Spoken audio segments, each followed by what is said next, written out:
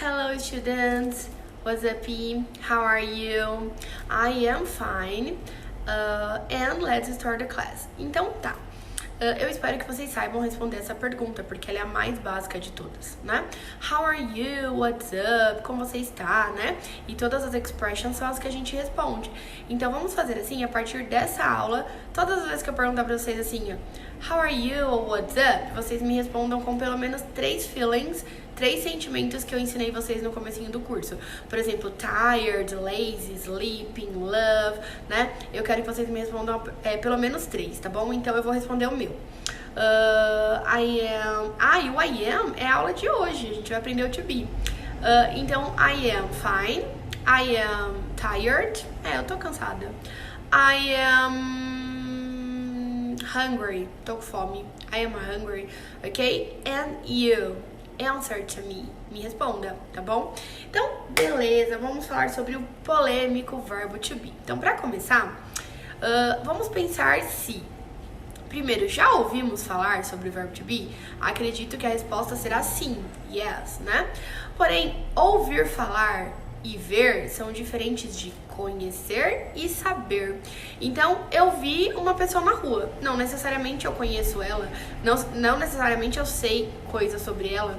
Eu posso simplesmente ver. Então, o que eu quero dizer? Que às vezes você pode ter visto o verbo to be na sua escola ou em algum outro curso que você fez, mas você não sabe exatamente utilizar e como significa.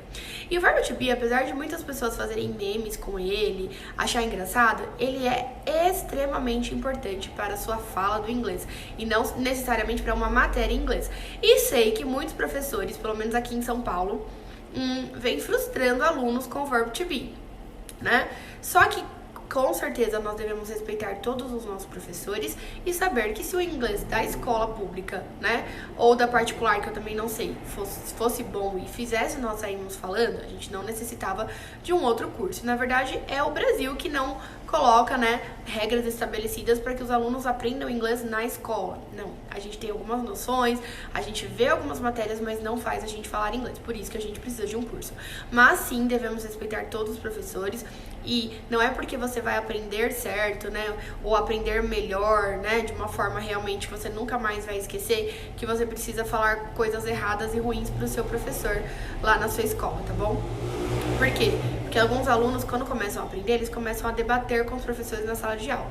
Deixa pra lá, tá bom? Não faça isso, porque isso é antiético. E se você tá aprendendo pra você, pro seu ganho profissional, pra sua vida futura, pra realização dos seus sonhos, né? E é isso que a gente faz aí na parte do verbo to be. Então lembra, ver é diferente de conhecer, tá? Então, vamos conhecer o verbo to be hoje, entender quais são as necessidades dele, pra depois a gente começar com os exercícios, tá? Só lembrando que a partir de agora, eu estou começando o verbo to be, só que eu vou fazer um pedido pra vocês, olha só. Os cursos de inglês, eles são uma ajuda muito grande, né? Eles são uma base muito grande para que a gente aprenda. E a gente sai sim falando inglês de um curso de inglês onde a gente se dedica, faz a nossa parte, né? A gente sai sim falando inglês. Eu dou aula de inglês há eu acredito que há uns 10 anos ou mais, né? Ontem mesmo uma aluna parou pra mim e falou assim, porque a fulana tem 20 anos e já fala inglês. Então, com 20 anos eu já morava fora, né? Então, assim, mas a fulana tem 60 anos e tá aprendendo inglês agora. O inglês, ele não tem idade. Você pode aprender em qualquer idade. Mas tem pessoas que têm mais facilidades ou não. Não é que a pessoa tem mais facilidade. Depende muito da cabeça, da concentração dela, daquilo que ela busca pra ela, né? De como ela planeja o tempo dela. Porque pra você aprender um curso, pra você aprender uma nova matéria ou uma nova língua, ou o que seja que você for implementar na sua vida, você precisa saber que vai precisar da sua dedicação.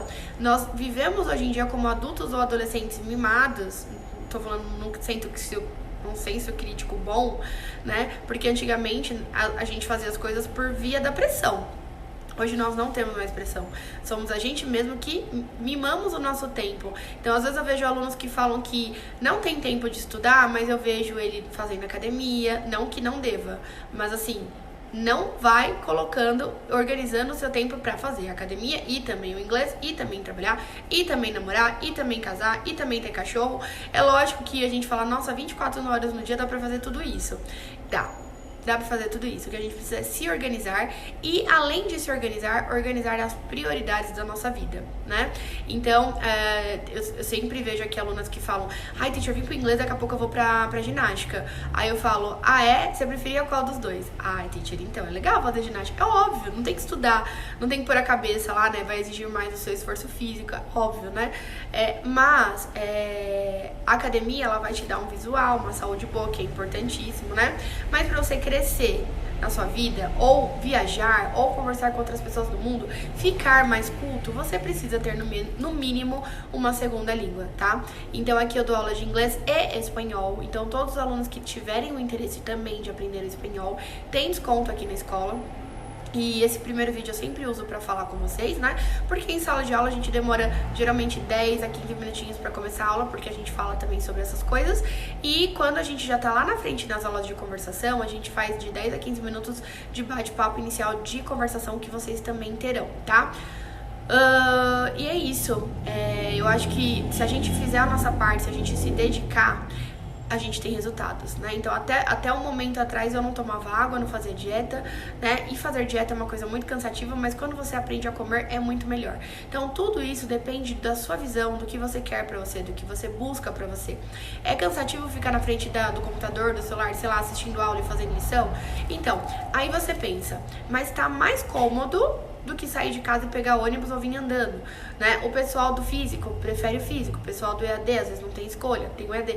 O importante é que todos os dois tipos de pensamento existe o inglês pra você, né? Como eu disse, não sou a professora melhor do mundo, mas eu eu estou sendo a melhor que eu posso ser para que vocês garantam aquilo que vocês vieram buscar.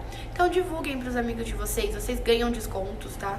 Então, por exemplo, eu indiquei um amigo que fechou uma matrícula, você ganha R$50 de desconto no seu pagamento, ou se você preferir em espécie, a gente faz o Pix pra você. Então, todo mundo ganha fazendo as divulgações. A nossa escola quer crescer, a nossa escola já tem 13 anos, mas obviamente a gente quer crescer, quer ser reconhecido, isso é o pensamento de todo mundo. E junto deles, nós levamos todos os nossos alunos juntos. E aí, a gente tem muitas histórias de superação aqui, a gente tem muitas histórias de pessoas que odiavam o inglês e hoje gostam. Eu às vezes falo pros alunos, grava um videozinho pra eu colocar no Instagram, porque eu preciso também que os alunos saibam disso, né? Mas eles têm muita vergonha, então às vezes eu não gosto de ficar pedindo, porque eu não gosto de nada forçado. Eu não quero que o aluno me divulgue por pressão, né? Eu quero que aquele comentário que ele fala na sala de aula, ou aquele áudio que ele me manda, seja espontâneo dele, né? Que ele realmente grave um vídeo que eu não precisa pedir. Isso seria muito, muito legal, né?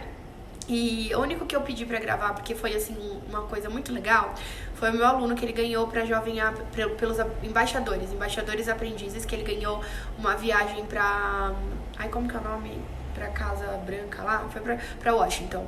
E ele passou as férias de julho todinho lá, totalmente de graça, através de um projeto, de um local, que lá no Instagram dele ele conta, quem tiver dúvidas me chama, que eu também não tô aqui fazendo a publicidade, mas se vocês quiserem saber, eu acho super top, tá? Porque eu também não lembro agora o arroba dele, mas ele explica tudinho lá no Instagram dele.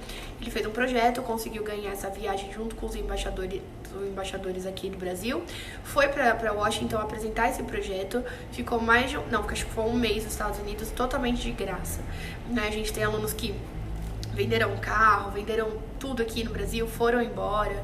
Temos alunos que foram pra Irlanda, eu tenho presentes aqui da Irlanda, tenho presentes de vários lugares do país. Eu tenho alunos que foram pra Grécia, a Grécia, a segunda língua da Grécia é o inglês, né?